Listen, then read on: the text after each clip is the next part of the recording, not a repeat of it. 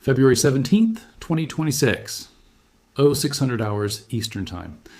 The secure video call connected at exactly 6 a.m. on one screen. Admiral Christopher Sweeney, commander of Carrier Strike Group 9, broadcasting from the USS Abraham Lincoln's Combat Operations Center, 500 miles off Iran's southern coast. On another, General Kenneth Wilsbach, commander of Air Combat Command, calling from Langley Air Force Base.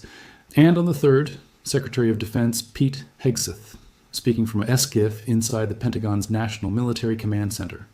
Between them sat a single question that would define the next 48 hours. Do we strike Iran now, or do we wait for the USS Gerald R. Ford to arrive? Mr. Secretary, Sweeney began, his voice steady despite the fatigue evident in his eyes, we have maintained readiness posture Alpha for 11 consecutive days. The Lincoln Strike Group can execute the operation with current assets. F-35Cs are armed and ready. Destroyers have full Tomahawk loads. We're positioned exactly where we need to be. Wilsbach's response came immediately. Admiral, with all due respect, current assets means one carrier. The operation plan requires sustained air superiority over a 72-hour window. The Lincoln can generate 120 sorties per day maximum. The Ford adds another 160. We need both. The Ford is still 8 days out, Sweeney countered. 8 days is 8 days Iran uses to disperse mobile missile launchers. 8 days to move centrifuges deeper into Pickaxe Mountain. 8 days to position submarines we can't track in waters we can't clear fast enough. Hegseth listened silently, knowing both men were right. The operational calculus was brutal. Strike now with insufficient force and risk mission failure. Wait for the Ford and risk losing tactical surprise. There was no clean answer. What's the latest from Witkoff? Hegseth asked, referring to Trump's special envoy currently in Geneva, attempting last-minute negotiations with Iranian Foreign Minister Araghchi. Same as yesterday, Wilsbach replied, reading from an encrypted message on his tablet. Iran refuses to discuss ballistic missiles, refuses to accept zero enrichment, refuses IAEA inspections beyond current protocols. Araghchi told Witkoff this morning that Iran's red lines are non-negotiable. Then negotiations are dead, Sweeney said flatly. We're wasting time pretending otherwise. Hegseth leaned forward. The president wants one more push, 48 hours. Witkoff has instructions to deliver an ultimatum. Accept the framework by NOR 600 Thursday, or the military option proceeds. Thursday is February 19th, Wilsbach noted. The Ford won't be in position until February 25th. What happens if Iran rejects the ultimatum but we're not ready to strike? Then we strike with what we have, Hegseth answered. The president was explicit. If Iran says no on Thursday, we don't wait a week while they prepare. We go immediately with the Lincoln, with the B-2s at Diego Garcia, with everything currently in theater. The screen went silent. Both military commanders understood what go immediately meant.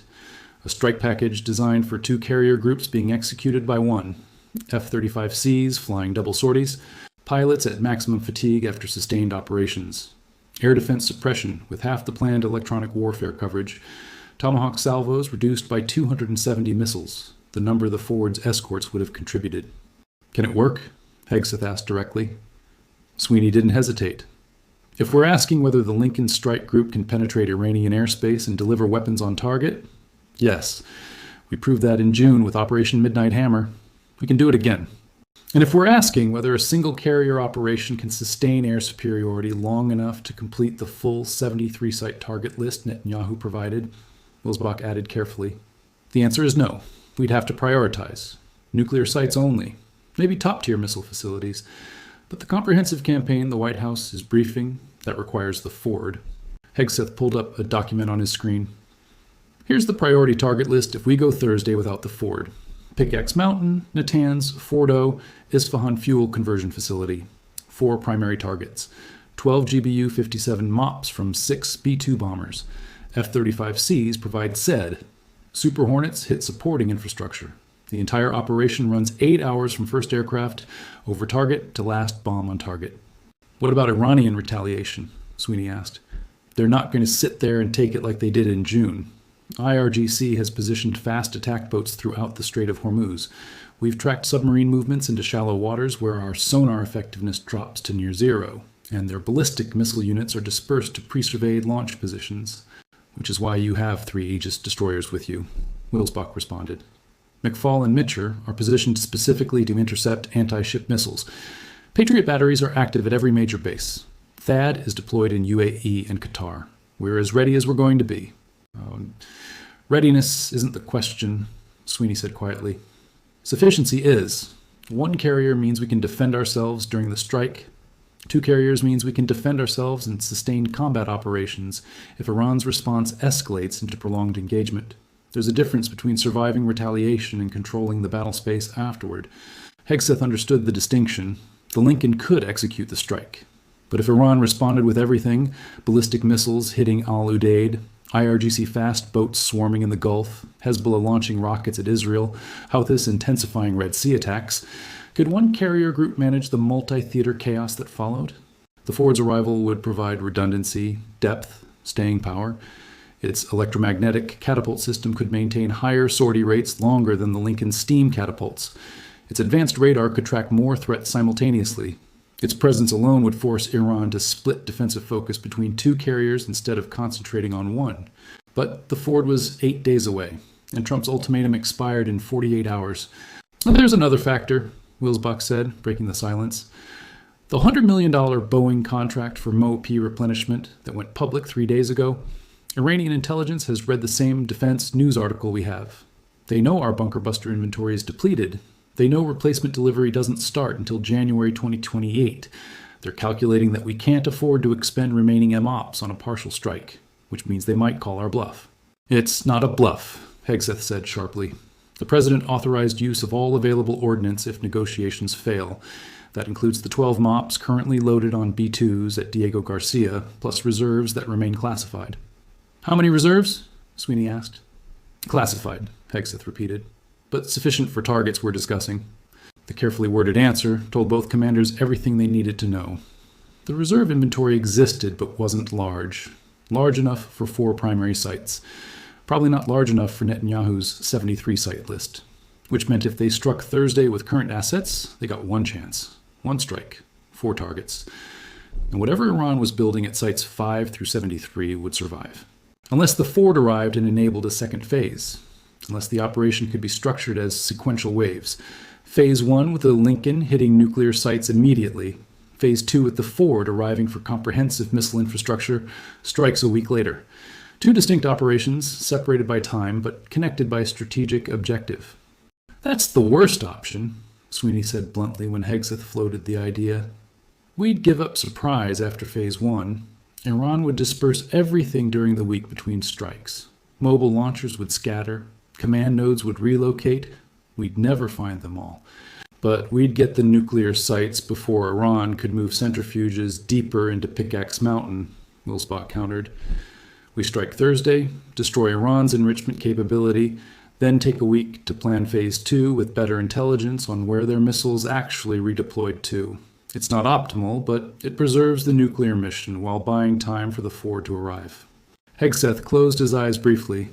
Every option had fatal flaws. Strike now, insufficient force for comprehensive campaign. Wait for Ford. Lose surprise and initiative. Split into 2 phases. Sacrifice. Surprise between phases. The perfect solution didn't exist. What does Admiral Sweeney need to execute Thursday if that's the call? Hegseth asked. Sweeney pulled up tactical displays. Final target coordinates by 1800 tomorrow. That gives flight planning 36 hours to build mission packages. Confirmation that Diego Garcia B-2s are cleared to launch H-hour -6. Secure communications with all regional commands to coordinate defensive postures. An authorization for weapons release under ROE that permits strikes on emerging targets if tactical situation changes. You'll have all of it by tonight, Hegseth promised. General Wilsbach, what does Air Combat Command need? Tanker coordination is already set. 20 KC-135s at Al Udeid can support the entire operation.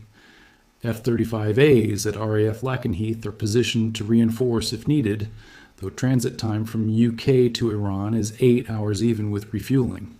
The real question is B-21 availability. B-21? Sweeney interjected. I thought those were still in testing. IOC was December 2023, Wilsbach said. Operational capability exists. Classification prevents me from discussing specifics on unsecure channels, But if we're going Thursday, B-21 participation changes the calculus significantly. Hegseth nodded slowly. I'll raise that with the president directly. If we're compressing timelines, we use everything available. Admiral Sweeney, assume for planning purposes that strategic bomber support includes both B-2 and next-generation platforms. Plan accordingly. The implication was clear. The B-21 Raider would participate. Its stealth profile exceeded the B-2's. Iran had never encountered it operationally, and its ability to carry NMOPs meant additional bunker-busting capacity beyond the 12 publicly known weapons at Diego Garcia. Understood, Sweeney acknowledged. If we're doing this Thursday, I need to inform the crew. They've been at modified readiness for 11 days. Fatigue is setting in. If we're going to combat, they need to know now so they can prepare mentally and physically. Not yet, Hegseth ordered.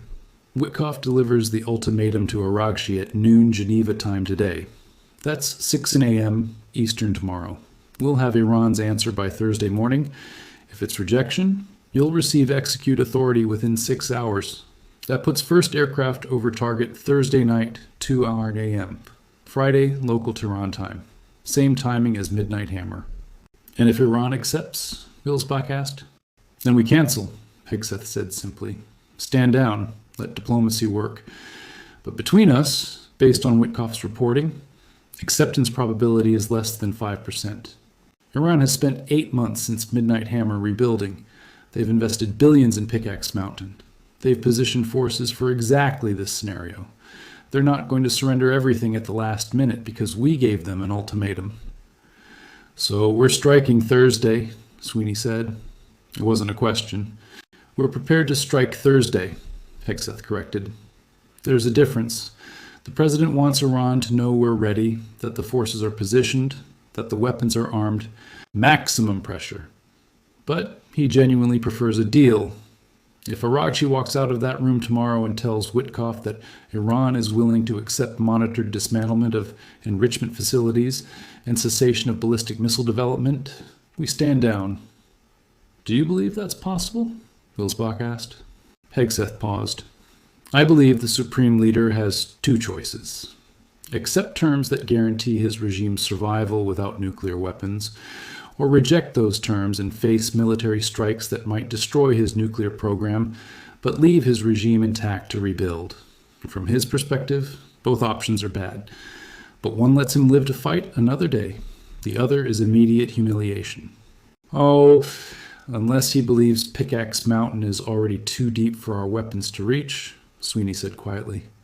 Unless he's done the same engineering analysis we have and calculated that even our MOPs can't penetrate 100 meters of 30,000 psi concrete. If he believes the facility is impregnable, then he rejects the ultimatum because he thinks he wins either way. The three men sat in silence. It was the scenario nobody wanted to voice. Iran had spent 2 years building Pickaxe Mountain specifically to defeat American bunker busters. They'd studied MOP specifications. They'd engineered concrete to exceed rated penetration capabilities. They'd gone deeper than any previous facility. If Iran believed Pickaxe was untouchable, then negotiations were theater. They'd reject the ultimatum, absorb whatever strikes came, and emerge with centrifuges still spinning at depths American bombs couldn't reach. Then we need to make sure they're wrong, Hegseth said finally. General Wilsbach, I want every penetration scenario rerun with maximum yield configurations, double tap sequences, bunker buster followed by thermobaric, cratering charges followed by delayed fuse penetrators. Whatever engineering solutions exist to maximize depth of destruction against hardened targets, I want them briefed to the president by tonight. Sir, Wilsbach responded carefully, some of those configurations approach yields that trigger different authorization protocols. I'm aware, Hegseth said, which is why I'm asking for the briefing. The president needs to understand the full spectrum of options if conventional penetrators prove insufficient. The implication hung in the digital space between them. If MOPs couldn't reach Pickaxe Mountain's depth, the next step on the escalation ladder involved weapons with larger yields, weapons that hadn't been used in combat since 1945, weapons that changed every calculation about proportionality civilian casualties, and global response.